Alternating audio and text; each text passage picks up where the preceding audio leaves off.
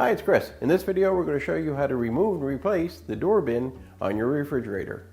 It's a really easy thing to do, doesn't require any special tools. Keep in mind if your machine needs to be repaired, it's usually simple enough to do it yourself. Visit PartSelect.com, enter your model number, and quickly find and order the part you need.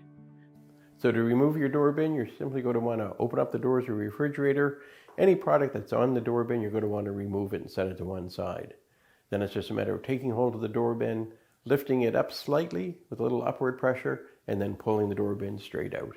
Reinstallation is just as easy. Bring your door bin into place on your door, line up the back edge to where the little tabs are on the sides, and allow the door bin to go down onto those pins. It may require just a little bit of effort to push it into place. So while you're thinking about your refrigerator, and if your model takes a water filter, this is a great time to think about replacing it.